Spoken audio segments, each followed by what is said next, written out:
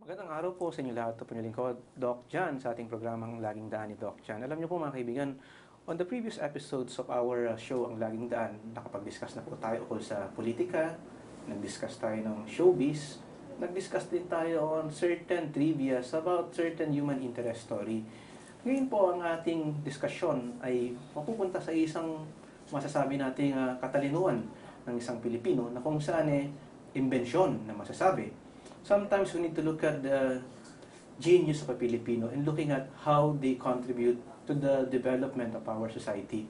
Alam niyo po mga kaibigan, sa puntong yan, pag titignan natin ng ganitong aspeto, ay marami po sa ating mga inventor ang tila yata hindi nakikita ng ating pamahalaan at nabibigyan pansin ng ating lipunan. Kaya this episode po ay nag-invite po tayo ng isang inventor at ang isang doktor din na magpapatotoo sa imbensyon na kung saan ang imbensyon ito ay nakakatulong para lalong magamot ang ating mga kapwa Pilipinong naghihirap at mapahaba pa lalo ang buhay ng bawat Pilipino. Siguro po, within this point, we need to look at certain directions about sabihin nating ideas, sabihin nating punto ng katalinuhan, at sa katalinuhan ay makikita natin ng creativity ng bawat isang tao para makatulong at magkaroon ng silbi sa lipunan. Ang guest po natin sa araw na ito ay dalawa pong doktor, isa pong Doctor of Medicine, isa pong Alternative Medicine Doctor, at isa po isang inventor. Ang una po nating guest ay walang iba kundi si Dr. Edwin A. Bien, mula sa, I think, graduate siya ng University of Santo Tomas. At ang isa po naman ay yung napakarami pong title, si Reverend Inventor, Dr. Engineer, Leonardo Serapenti Orihuela. Siguro, sa umpisa ng ating diskusyon, magandang araw sa inyong dalawa, parang doktor. Magandang araw naman sa iyo, Dr. Jan. Siguro po, ganito. Dito po sa lahat ng ating mga kababayan. Umpisahan natin ating diskusyon. Matanong ko muna, siguro unahin ko muna si Doc Bien. Sino ba si Doc Bien? Hi, Doc Jan. Paano, kung papakilala niyo yung sarili niyo sa ating mga kababayan, sa ating mga viewers, sino po si Doc Bien? Isa lang akong ordinaryong tao, nangarap maging doktor. Alam mo, parents natin ay magsasaka lang no? And I was fortunate na may mga taong nakatulong sa atin dahil may konting talino naman tayo.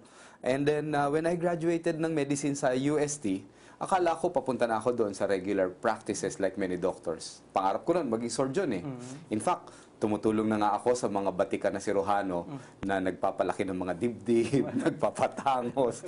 Kaya lang, may isang doktor na sikat din siya, cute na cute din, kamukha mo, Doc. Si Dr. Flavier. Sa Flavier. Si Dr. Flavier noon ay Secretary of Health at tinanong niya ako, yan ba talaga gusto mong gawin habang buhay? Sabi ko, bakit? Ano po yung ibig sabihin? Ba't hindi mo pagsilbihan yung mas nakararami nating kababayan? Ano gagawin po natin? Sabi ko, Doc Flavier, abay, pumasok tayo sa herbal medicine. Ang unang sagot ko nun, Doc Jan magdidikdik tayo ng pito-pito, walo-walo. Sabi niya, hindi ganyan. Alam mo ba, sa ibang bansa, lalo na sa Europa, yung mga mabibigat ang karamdaman, hindi umaasa sa mga regular na synthetic medicine lang. Kailangan sasamahan nila yan ng mga natural products para lumakas yung katawan nila. So, mula noon, 20 years plus na nakakalipas, Doc Jan, mula sa pagiging isang regular na doktor who is into synthetic medicine, abay ngayon papunta na ako sa natural medicine dahil mas malaki ang naitulong sa mga pasyente ko kaysa kung ang reseta ko yung mga gamot butika lang. Okay, si Engineer, Doctor, Inventor, Reverend. Kung kayo papakilala yung sarili sa ating mga viewers, sino po si Engineer Doctor Leonardo Ako Serapini? naman po ay, una sa lahat, ay isang electrical engineer ng ating bansa na tayo po ay nagsikap na maging electrical engineer sapagkat ang aking ama ay nagtatrabaho sa National Power Corporation diyan sa Calaraya Hydroelectric Plant, Lumban, Laguna, na kung saan yun ang nag-impluensya sa atin para kumuha ng electrical engineering. At sa pagkuha ko ng electrical engineering, kaalinsabay niya ng ama ko na isang herbularyo na kapag wala siyang pasok sa National Power Corporation, yung mga dahon ng saging, idadala sa apoy ng kandila, padudulasin sa katawan ng tao, kung saan titigil kakapit, nandun yung mga sala, pasma, mga lamig-lamig. Tapos noon, kukuha ang tatay ko ng kapirasong papel, kukunin yung kapirasong notebook na nandun yung mga Latin na orasyon, tapos lalagyan ng dagta ng pili, matapos maisulat yung mga Latin-Latin. At itatapal doon sa mga lugar na kung saan nandun yung mga tinitigilan ng daon ng saging. Nakita ko yun. Simula bata pa ako, elementary pa, hanggang high school, hanggang college. At ako yung manghang-mangha. Kasi yung tatay ko, hindi naman doktor. bakit nakakapagpagaling? Minsan may pasyente pa nga, dinala na sa 2 doktor eh. Pagkagabi, nilalagnat. Pagdating sa tatay ko, isang tapalan lamang nung papel gumaling ka agad. Kaya sabi ko, ay talagang parang may magic. Pero nang kumukuha ako ng electrical engineering na kung saan sa Piatti University, graduate ako ng cum laude dyan noong 1974, inisip ko na tingnan ko kung ano ang scientific valuation ng dahon ng saging. Bakit natigil, etc.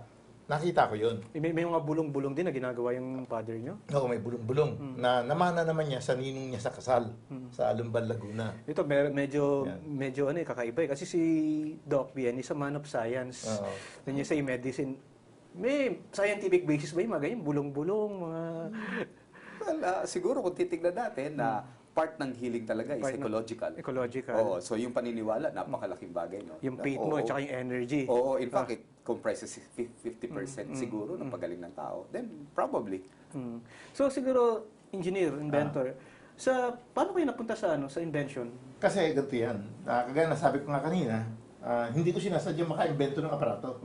Ang aking layunin lang, tingnan ko kung may scientific valuation yung ginagawa ng tatay ko. Marami na ba kayo na-invento? Actually, aparato yan. Puro electrical apparatus yan. Na, una, nag-eksperimento lang ako. Wala ko talagang malay na mag-invento. Talagang sinuri ko lang. May dahon na saging, may mga electrical gadget. Tinignan ko yung principle ng dahon saging. Kasi yung dahon saging, pagka lumamig na, hindi na nadikit. Kaya mabilis ang pag-ahon. Yung balat ng saging tsaka bunga ng saging din yung pinag-aralan? Hindi. Dahon lang na saging. Dahon lang na saging. Special na saging pa yun. Saging na saba. Saging na saba. Hindi pwede yung senyorita, yung turdan, napuputol. Pag hinila mo, ganun yun. Ngayon, sa aking pagsasaliksik, mga 200 experimentations yun, dumating ako doon sa sistema na nagkakaroon ako ng mga experimentation.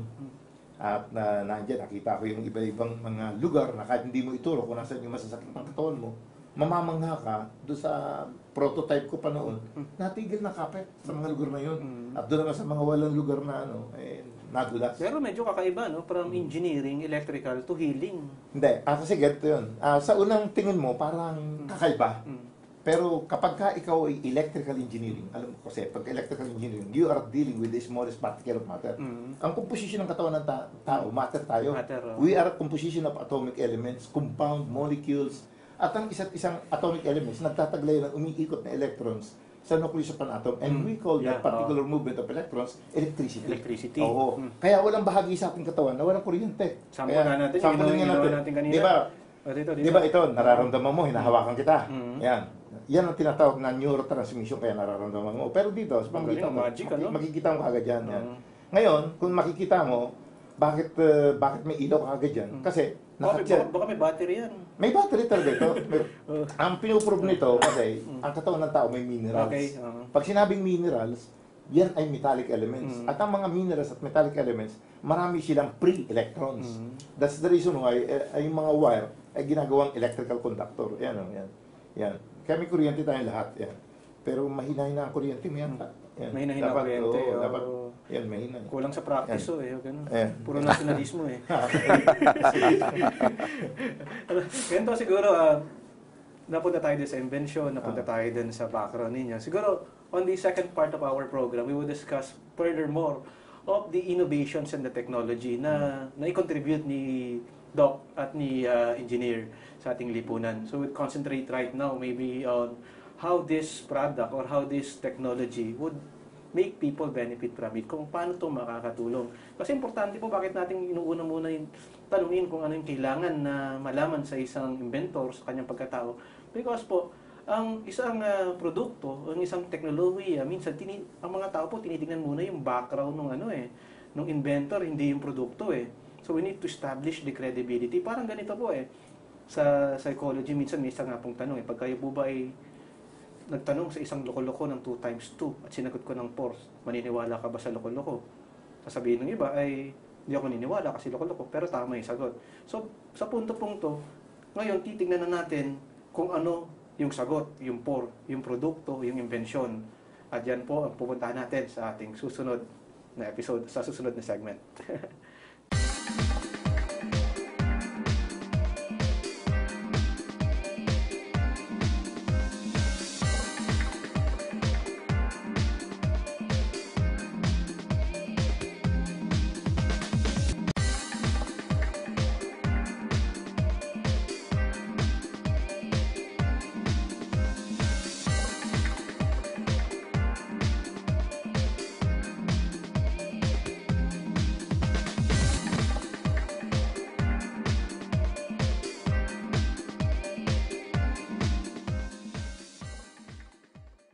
magandang araw po muli sa inyong lahat.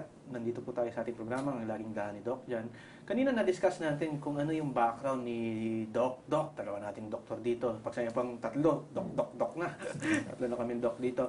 Alam niyo po, we look at certain aspects on how these inventors are credible enough to present their product. Ngayon po siguro, puntahan natin ngayon yung the actual technology, yung na-invento ni engineer. Engineer, ano ba itong Apo, itong aparatong ito, actually, innovation na po ito. Ito yung pinaka-general aspect ng ating invention. Ito po yan. Medyo malaki ito at talagang iahagod natin yan sa pasyente. Ngayon, ito po ang ginagamit po namin sa mga klinika po namin, sa mga branches. Ito naman po, yung para mas madaling magamit ng mga pasyente, ito naman po ang version na yan. Ano ng mga ginagamot niyan? Ganito po yan. Iahagod po ito direct sa ating katawan. Kung saan po titigil, i-stay nyo lang ng mga 10 to 20 seconds para namamalan siya. Kung nasan yung mga kulukulubot ng damit, i-stay nyo for a while. At pagka medyo makinis na, punta naman kayo sa ibang lugar. Ganyan po namamalan siya lang. May kama po riyan na hinihiga ng pasyente. Pagka po babae rin po magti-treatment. Pagka lalaki rin po. Kasi hindi po pwede na opposite sex. It's not because of kung anumang attraction doon, kundi yung pong tinatawag na attraction ng electromagnetic fields. Ba't iba ba yung electricity ng babae sa lalaki? Iba po. Ang babae po, ang polarity po ng babae ay south magnetic fields. Ganon. Ang lalaki naman po ay north magnetic fields. Sapagkat ang mundo po natin may north, may south. Ang energy ng magnetic fields lumalabas po sa north. At tinatanggap naman po ang energy niya ng magnetic fields ng mga babae. Okay, I would be skeptic about it. Siguro tanungin ko si Doc Ben. Yeah. Ito ba accepted ng PMA? Kasi usually ikaw doktor ka napasok ka dito. Paano ka ba napasok dito? Sabihin sa'yo, you're a scientific guy, tapos medyo iba yung dating ng teknolohiya. Kasi maraming sa mga kali-kali, mga nag-o-offer ng mga ganitong produkto, iba racket na ginagawa. Kumbaga, ano mo, may manonood sa atin, sabihin sa atin dito, baka racket lang ginagawa nito. Siguro, si Doc ang pwede magpatotoo kung ano, totoo ba to? Alam mo, mga siguro 10 years ago, nakita ko itong invention na ito in one of the convention na inatenan ko. Ang layunin ko kasi to talk to a lot of people, to give lectures sa mga convention, para i-scatter yung about natural medicine. Nung pinakita sa akin ito, ang unang reaction ko, di nga. Like many others, yun, ano. Pero, na-recall ko ito nung ako mismo nangailangan ng tulong. Doon ko nakita na, unang-una, hindi man ito accepted ng Philippine Medical Association, pero kung titingnan mo naman yung kanyang credential, it was approved by the scientific community ng Europe, particularly Switzerland. So, medyo umurong tayo ng konti doon, ano. Nung nagkaroon ako ng sakit, yun ang naging matindi doon, Doc Jan. Yung naging sakit ko noon is called Bell's palsy. Unknown and cause noon, sabi nila, stress daw. Papakita natin yun sa picture na yun. Oo, yung talagang pagising ko, na paralisado talaga yung kaliwang mukha ko. And then, when I went to my friend doctors, wala silang mai-offer na cure, except steroids. As a doctor, alam ko na ang steroids, hindi naman nakakagaling talaga yan Maybe it will alleviate some konti, but it will cause more problem. Like what happened to me, nagkaroon ako ng mga komplikasyon doon. Nagkaroon ako ng gastritis. So, gano'ng katagal ka na-treat nitong from that? Parang kang na-stroke doon. Parang na-stroke, paralisado talaga. Paralisado yung mukha mo. Oo, nag-suffer ako ng matagal. Nung makilala ko to, it only took about mga siguro 1 o 1.5 buwan. At bumalik ako doon sa 90% normal capacity ko. Ngayon, ginagamit mo na to sa yung mga clinic? Yun ang naging dahilan. So, mga 6 or 7 years ago, nagsimula na akong ikalat yan sa mga clinics ko. Pero do you need a professional practice o professional training para magamit ito? O isang ordinaryo pwedeng mamamayan? No? I would say mas maganda na may training dapat. Kasi ang hawak nila buhay, katawanan ng tao no? So nag-undergo sila ng training. Kasi ito, electricity ito, hindi mo pwede lahat ilagay mo kung saan-saan. Delikado. Oo, may mga paraan, may mga kailangan silang gawin in preparation, may mga inaalis sa katawan tulad ng mga bakal. At saka yung tao, kailangan ipapaliwanag mo rin sa kanya how it will help the body. And it's very simple Sino ng mga naging prominent na patient mo na Marami-rami na rin. May mga politiko, may mga may-ari ng paaralan, may mga ari ng malalaking restaurant, at may mga celebrities. At yung mga celebrities na yun until now are still in the business. Very simple lang kung totoo ito o hindi, na-realize ko nung ni-research ko mismo. Alam mo, tulad na lang ng isang inaatake sa puso. Hindi ba tumaasa tayo bilang mga doktor sa paglalagay ng tableta sa ilalim ng dila? Tapos kapag nag-flat na yung pasyente, kinukuryente namin para mabuhay sana yung pasyente. So, ang prinsipyo nito is, bakit hahantayin mo pa yung puso na totally mag-flat at mawala yung kuryente? Kung tulad ng cellphone, pwede mo namang i-recharge yung lobat. And I consider this a rechargeable para sa isang pusong lobat. Engineer, ano yung mga sakit na pwede niyang gamutin? Actually, ganito yan. Ang ginagawa ng aparato, i-correct yung electrical imbalance on the subatomic particles of matter. Pero The balance of every the- human have electrical imbalance, di ba? Yes. Oo. Mapagod ka lang ng Oo, konti. lahat Electrical eh. imbalance na Oo. yon. Yung maligo ka nga lang, na-electrical imbalance ka na. Mapuyat ka lang. Electrical Ano imbalance mga na yun. sakit gagamutin niya? Actually, marami.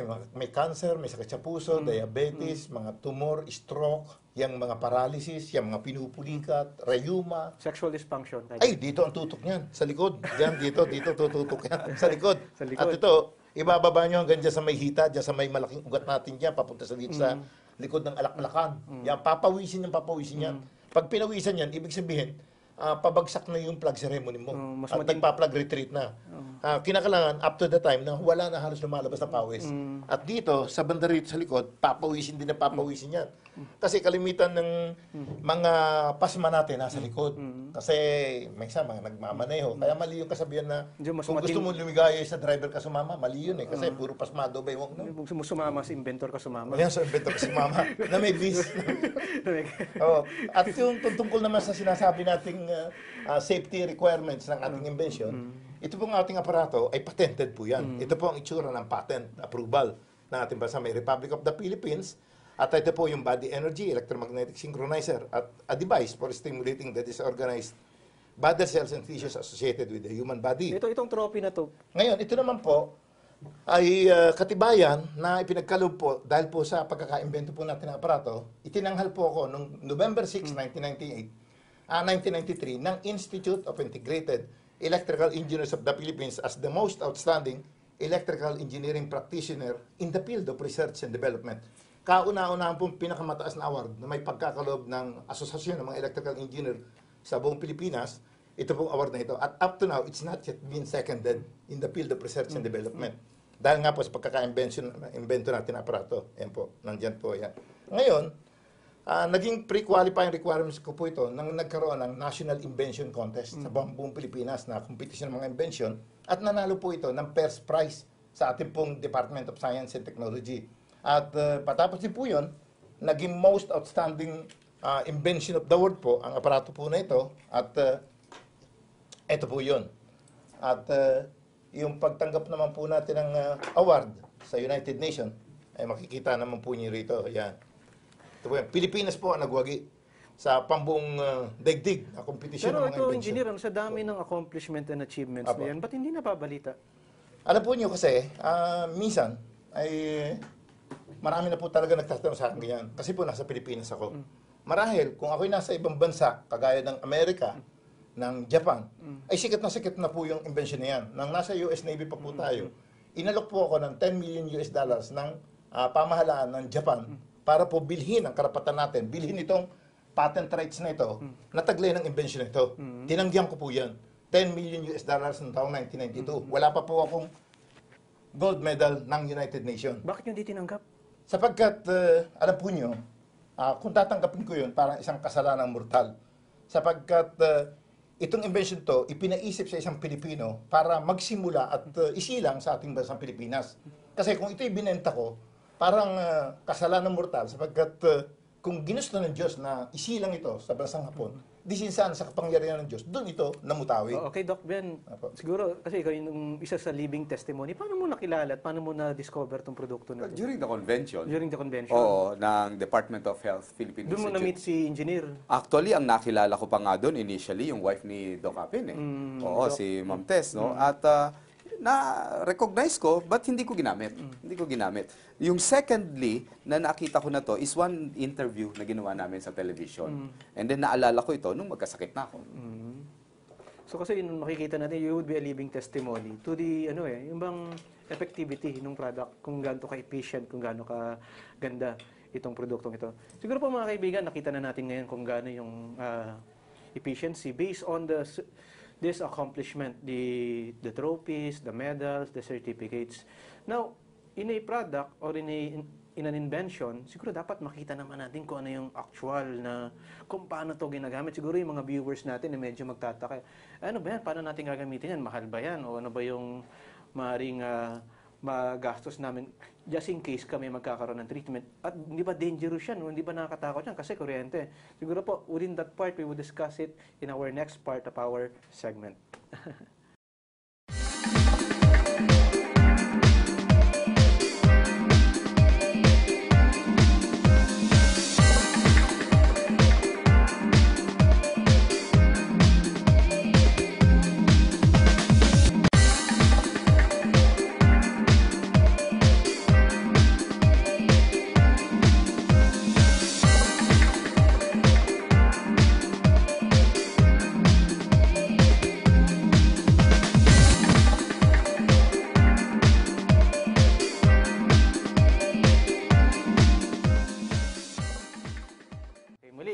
Ko, Doc Jan, sa ating programang Ang Laging Daan. Kanina po na-discuss natin kung sino si Doc, si engineer, doctor, inventor, even si Dr. Abirin. Abirin ba?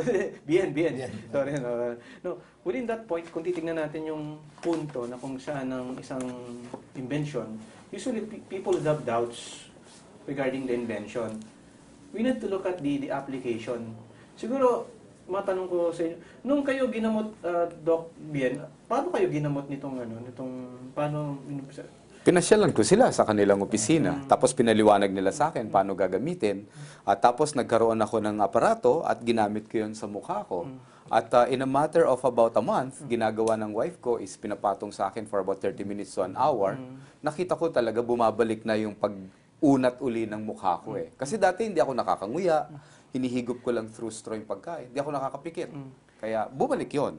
So I'm very happy. Inventor, itong produktong ito ginagamit ninyo? Ay, opo. Araw-araw, gabi-gabi. At yung Biocosmic Beast apparatus, yung panlagay sa likod. At habang natutulog ka, doon ka matutulog. At ito naman, pwede mo rin gamitin habang natutulog ka. Papatayin mo lang yung switch, ilalagay sa nagkikreate ba siya ng relaxation just in case? Ay, napakalaking bagay. Lalo na sa mga cancer patients, sa pain management. Instead na iinom ka ng mga morphine, na more pain ang mangyayari sa iyo, nawawala Kasi yan.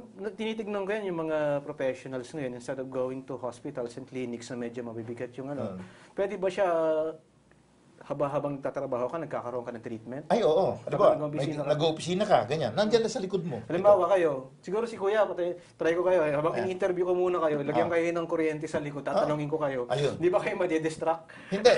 Hindi naman. Kasi Kaya, ito, try natin kay Inventor. ito kasi, pwede mo. Mamaya sa akin. Yan. Ano, dito, yan ang nasa akin. Sa inyo muna. Ako raw mo ng, yan. Kasi the best, alam niyo po minsan mga kaibigan, ito yung the living testimony sa isang produkto, kung yung inventor ay ginagamit niya yung kanyang produkto. Lagi. Kasi maraming ganyan nag-i-endorse ng produkto. Halimbawa, hotdog, di man niya kinakain. Hinawakan lang. Hinawakan lang. So, yun, nag-i-endorse siya ng shampoo. Hindi naman niya ginagamit. Kaya ngayon makikita natin, si inventor mismo, papakita natin ngayon na hindi nakakatakot yung kanyang Saka isa pa, kahit tinitreatment ka dyan, pwede kang mag-treatment ng ikaw using this portable beast junior.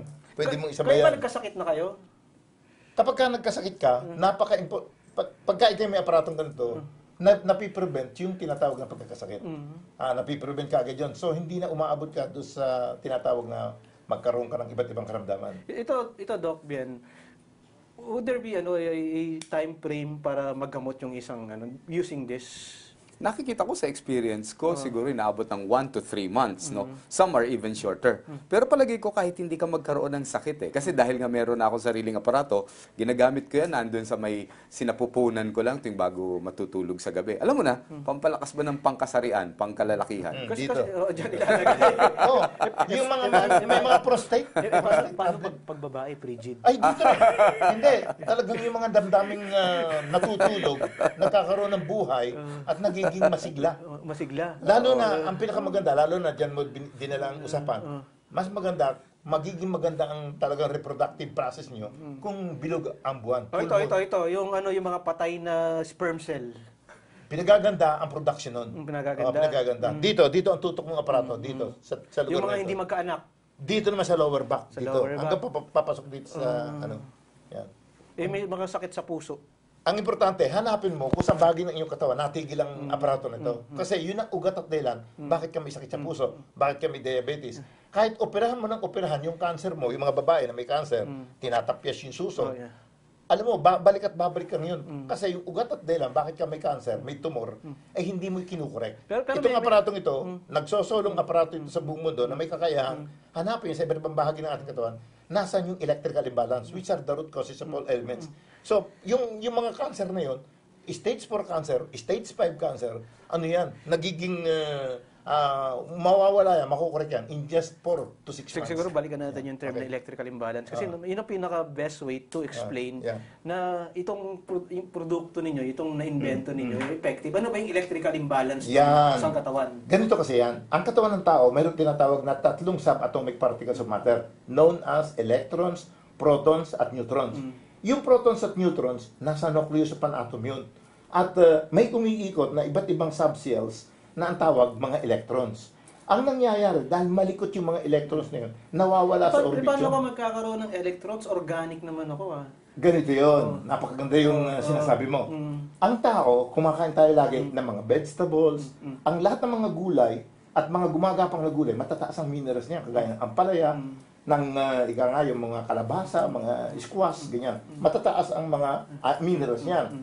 Ngayon, kapag kinain mo yan, nagbibigay yan sa iyo ng mga minerals ng iron. Na yung minerals at iron naman, aakyat sa ating dugo, ugat na dinadalang dugo, iaakyat yan sa ating utak. Ang utak naman natin, ang magpuproseso sa mga minerals na yun para maging kuryente. Na siya magpapatibok sa puso, sa ating atay, sa bituka. At kaya nga ang ating katawan, walang bahagi na walang kuryente. Lahat may kuryente yan. At yung kuryente niya, nagbubungguan yan. Remember, electricity are still matter. Na ang ginagawa ng aparatong ito ay nagbubuga ito ng mga electromagnetic fields. Ayan ang proof na binubuga niya na electromagnetic fields. Hindi basta magnetic fields.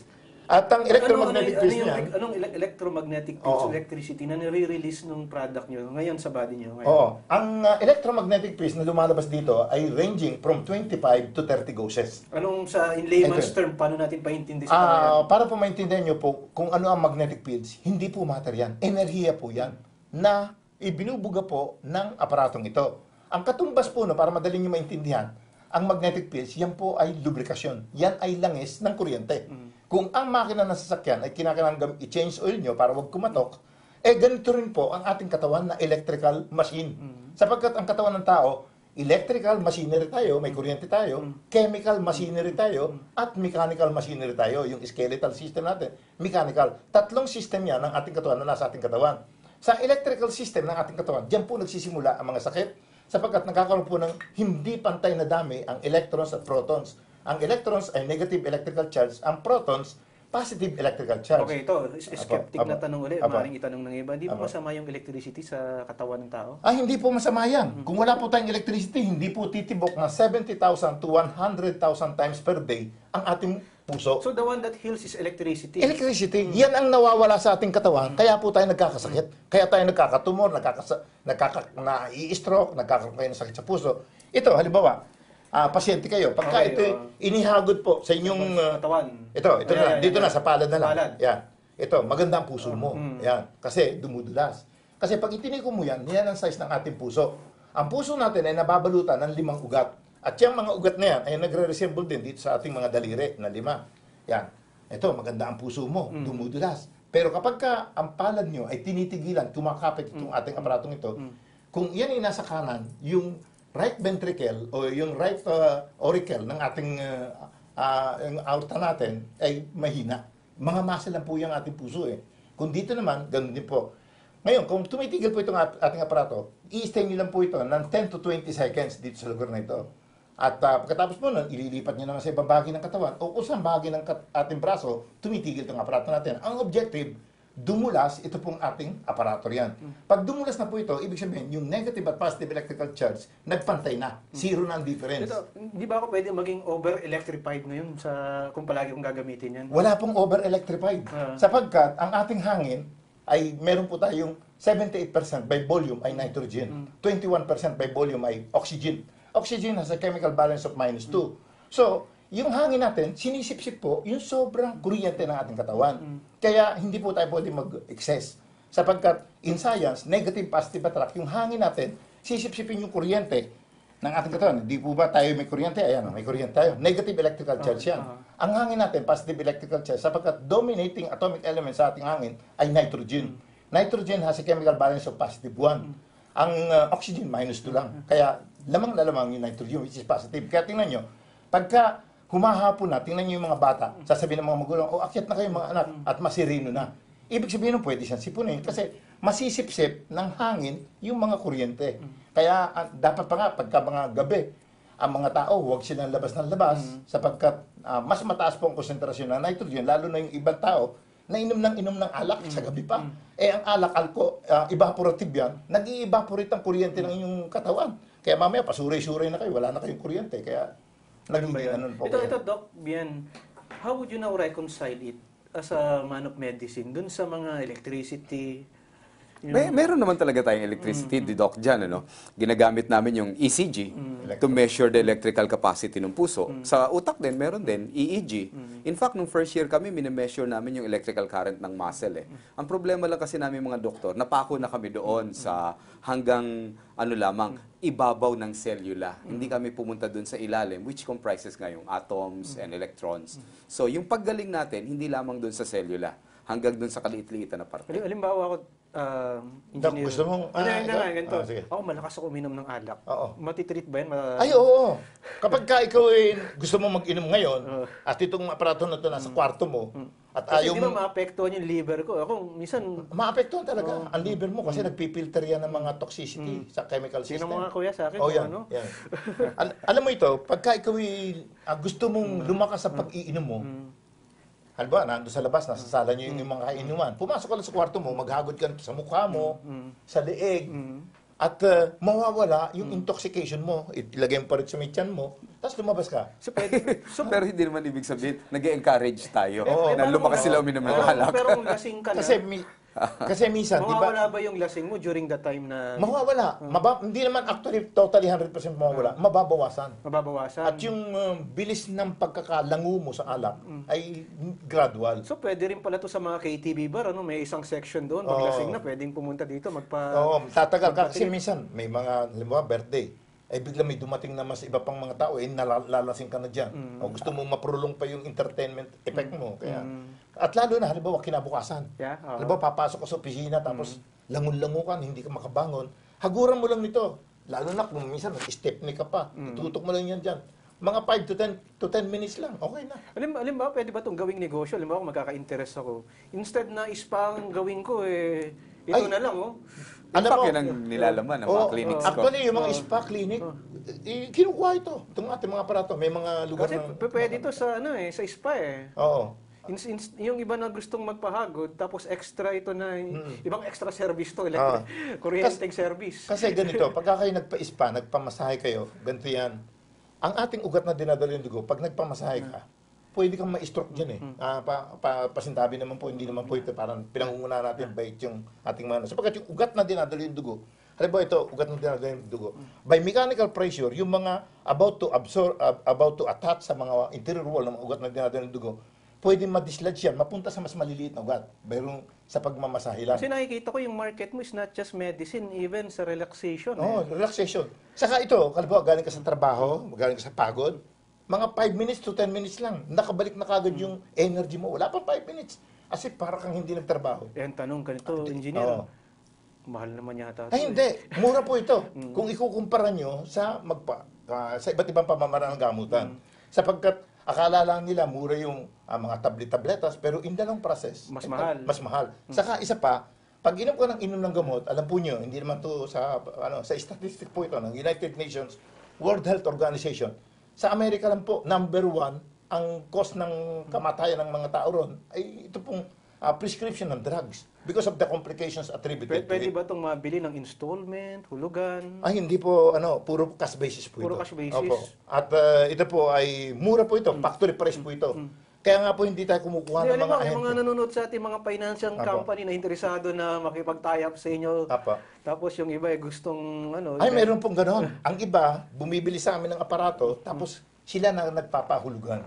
Ayan. At ginagawa nila 6 months to pay, at nakakabayad naman po sa kanila. Marami pong ganyan. Siguro we're now on the last Apo. minutes of our discussion. Mhm. Siguro, umpisa natin kay Doc Bien. Bakit dapat bilhin bakit dapat kang magpa-treatment sa ganito? Well, it worked for me, Doc Mm, John. It works now for a lot of my patients. At sa tingin ko, na-address nito kung ano yung pagkukulang ng regular medical field. Natutulungan talaga dahil we have to realize, yung kuryente ng katawan natin is part of getting well. So, bukod sa mga tabletas, kung imbis na pataas ng pataas ang dosage mo sa tabletas at ayaw mong tumaas yung dosages mo, nakakatulong to sa napupuna ko dahil halos hindi nag-i-increase ang dosages nila. So, lalong-lalo na ang practice ko, yung mga chronic diseases like cancer, no? Ang mga taong to'y mahihina, galing sila sa chemotherapy at nagsusuka, nangangayayat sila. When we do this, nare-relax sila, nababawasan yung kanilang pain medication. Siguro, as a parting word, siguro, this would be the challenge question. Bakit dapat maniwala yung mga nanonood sa atin sa inyo? Dapat lang ho, sapagkat hindi naman po sa, ika nga po binubuhat po natin ang ating bangko. Cum laude graduate po ako ng electrical engineering at yung pong takbo ng kuryente ng ating katawan ay ating po sinuri. At higit pa po roon, pinapatent po natin ang imbensyong ito. Ibig sabihin, sinuri po ng ating pamahalaan na ito po ay ligtas at kapaki-pakinabang gamitin ng ating mga kababayan. So, binigyan po ako ng karapatan ng ating pamahalaan to make, use, and bend the said invention throughout the Philippines. At dagdag pa po ron, isinali ko pa po ito sa iba't ibang kompetisyon sa ating bansa, sa National Invention Contest na itinaguyod ng Department of Science and Technology ng Philippine Inventor Society na kung saan tamo po tayo ng Presidential Gold Medal ng ating dating Pangulo ng Bansa, President Fidel Valdez Ramos, at 100,000 pisong gantimpala na naging daan naman po kung saan naging qualified po tayo sa pambuong mundo na nga po patimpalak ng United Nations World Intellectual Property Organization ng Geneva, Switzerland, na kung saan nanalo po ang bansang Pilipinas. Baka hindi natin alam na Pilipinas po ang may hawak ng gold medal, 24 carats gold ng United Nations as the most outstanding invention of the world. Na kung itong invention na ito noong 1992 ay naibenta ko sa bansang Hapon, di sana marahil at itong gold medal na ito na nandiyan po ngayon ay marahil hawak yan ng bansang Hapon. At saka isa pa, kung ang ating ika nga po'y pag-uusapan ay ang katalinuhan tungkol sa ika nga po'y biyaya na po may kapal sa atin na ika nga po'y sa bansang Pilipinas pinangkaloob, kapag po ang kuryente na lumalabas dito ay inilapat po natin sa ating katawan, ang nangyayari po dyan, kung nakakaintindi po kayo ng kaunti ng background ng ating po mga silula, ang silula po, mayroon din po tinatawag na power plant yan. May planta ng kuryente, kumbaga sa baterya ng cellphone, may baterya po yan. Ang tawag po dyan ay mitochondria. At mayroon din pong computer program yan, nasa nucleus pan atom, nando po ang DNA ng ating mga silula. We have 72 to 100 trillions living cells. At kapag po pumasok ang electrons, alam po niyo kung ano po ang electrons? Ang electrons po ay smallest particle of matter, pinakamaliit na matter, na papasukin po yan, kahit yung cell membrane, papasok po hanggang sa nucleus of an atom. Kaya nga po yung mga AIDS victim, yung pong mga white blood cell, napapasok po ng electrons, hindi po nakakapag-proliferate yung mga virus na mag-produce ng maraming asido sa loob ng environment ng living cell, sapagkat yung pong lahat ng asido, lahat po yun ay protons, lahat po yung positive electrical charge. Kahit saan magtago yung mga protons by negative and positive electrical attraction, nahahanap po ng mga electrons buhat sa aparato na ito, yung pong mga kinalalagyan ng mga mikrobyo, mga asido. Tanda po yung ang mikrobyo, ang acid, ang toxicity, lahat po yan ang positive electrical charge. Pag pumasok po yan sa ating katawan, ito pong electrons na nandito, ay umiilaw po yan, nagkakaroon po ng balance, nagkakaroon po ng equality. So pag nagkaroon po ng equality yan, nandun na po maatin natin yung tinatawag na maximum level of our immune system, na kung saan ang ating katawan ay mayroon sariling kapangyarihan, kakayahan, pagalingin ang iba't ibang karamdaman natin. Lahat na po ang karamdaman niya, cancer, tumor, sakit sa puso, at nagiging daan upang sa gayon ay kung kayo po ay umiinom man ng gamot, yung gamot na iniinom po nyo, nagiging complementary po ang aparato na ito sapagkat mabilis pong gumaling, mabilis pong matanggap ng ating katawan yung pong mga chemical drugs na prescribed ng ating mga doktor. Okay, so, engineer. Po. Na-convince mo na si ate tsaka si kuya. Salamat po. Doc, saan ang clinic nyo? Ang klinik ko po ay nagkalat sa Manila, no? Meron sa harap ng simbahan ng Santa Cruz, mayroon po sa Sukat, mayroon po sa Farmers Cubao, sa harap po ng EDSA, at ganun din po meron sa Sabarte Mall. Kung, alam mo, may nagka-interest sa atin ngayon, gusto kayong tawagan, ano yung telephone number nyo? The best way is to text me. Pag tinext niyo po ako, Anong number niyo? text back ko kayo. 0915 po, 333-0009. Salamat, Doc. Jan, Okay, si Engineer. Para po kayo maka-attain ng ating pong Portable Beast Union, ng Biocosmic Beast apparatus po natin, may 20% discount po yan. Makipag-ugnayan lamang po kayo sa pinaka-main office ng Carmen Beast Synchrotherapy. Matatagpuan po nyo sa 2231 C&D President Quirino Avenue, Paco, Manila. Malapit lang po yan sa Nagtahan Bridge. At alam President Quirino, yung Carmen Beast po, nasa gitna po ng Petron at Caltex. At tawagan po nyo ang telephone numbers na 561-7507. 561-7507 at ang isa pa po ay 561-7472. 561-7472 at ang main office extension naman po ng Carmen B. Synchrotherapy nasa 1622 Banting Street, Santa Ana, Maynila. May dalawa pong telephone landlines 563-1311, 563-1311 at ang isa pa po ay 563-1322, 563-1322 at kung gusto naman po nyo mag-cellphone, 0916-214-8080.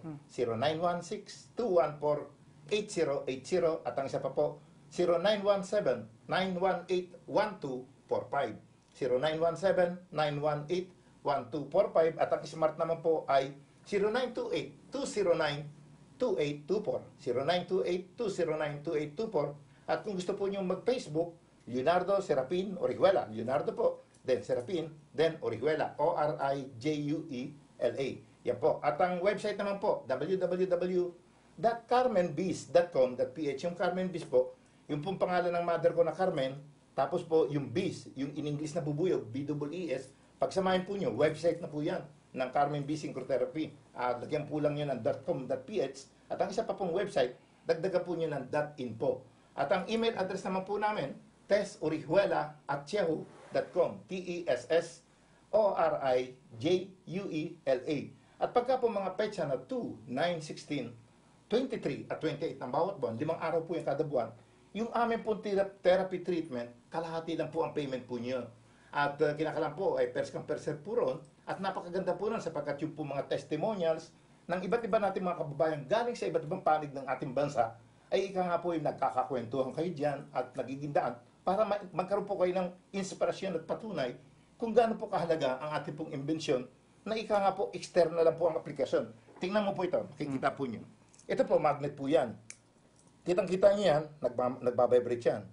Assuming natin na ito po ay puso, atay, bituka, pagka po yan itinikom nyo yung kamay nyo at titinagam po nyo, hindi pa po lumalapat, nararamdaman nyo na po ang penetration ng ating po tinatawag na energy papunta sa loob ng katawan. Yan po ang ibig sabihin na kahit itapat lamang po itong ating aparato sa inyong puso, sa inyong ulo, nai-improve na po ang tinatawag nating energy, even may mga buto kayo, even nasa loob ng bungo nyo, diba, mata po, diba, dito may mga ugat dyan na nagbabara. Importante po ito upang sa gayon, huwag kayong ma-stroke sapagkat yung mga pagbabara ng ugat na dinadalo ng dugo, nagsisimula po yan sa electrical imbalance, lalo na po more than 32 years old na po tayo. Sapagkat ang gravitational acceleration ng ating daigdig ay 32.2 feet per second square, directly proportionate po yan sa edad ng tao. Kaya pagka po kayo ay more than 32 years old na po, dapat meron po kayong aparato upang yung lubrikasyon ng kuryente ng ating katawan ay ika nga po yung maipanumbalik natin sa ating katawan sapagkat pag lumampas na po tayo ng 32 years old, ang magnetic fields po o lubrikasyon ng kuryente ng ating katawan, hindi na po sufisyente ang binibigay ng ating daigdig. Wow, 1/2 gauge lang eh. Ito pong aparato natin, nagbubuga po ito ng 25 to 30 gauges. So, anong ibig sabihin nun? Sa loob ng isang oras na aplikasyon nyo, kung ang edad nyo ay 33 hanggang 64 years old, kailangan yung 1 gauge, na ibigay nyo na po kagad sa isang oras lamang na aplikasyon to. Kung kayo naman po ay 65 years old, pataas, mga 2 oras pong aplikasyon, na ibigay nyo po ang energy na kailangan sa isang araw, na ang energy nyo, nanunumbalik ang lakas at sigla nyo as if you are still within the age of 32 years old. Okay, maraming salamat. Alam niyo po mga kaibigan, dito po sa programa natin, ito yung mga ibang makakanood, maaaring magtaas ng kilay, yung iba ay maaaring magduda, yung iba there would be skeptics. Ang problema po, minsan sa talinong Pilipino, minsan mas nakikilala pa yata sa ibang bansa kumpara sa sariling bayan. At marami na pong mga halimbawang ganyan, invention, pagdating sa arts, pagdating sa sports. Ang problema minsan kung ano pa yung ating sariling atin ay nakakalimutan yatang tangkilikin ng ating mga kababayan. Yun na po, minsan sa isang produkto, sa isang gadget, sa isang teknolohiya, hindi mo to masasabing hindi epektibo kung hindi mo to susubukan. Siguro to those na nakapanood ngayon at makakita dito sa produktong ito at meron namang kakayanan, siguro, why don't give it a try? At pag hindi umokay, sabihin nyo, palpak naman pala yung produkto nyo So, a certain point that we need to look at is the testimony. At si Dr. Bien, ang isa sa living testimony ng imbensyong ito. Sana po mga kaibigan, titignan natin ngayon ang ating lipunan. Minsan po dapat suportahan natin ang imbensyong Pilipino at talinong Pilipino. Kasi wala pong tutulong sa kapwa Pilipino, kundi ang kanyang kapwa Pilipino. Maraming salamat sa inyong lahat.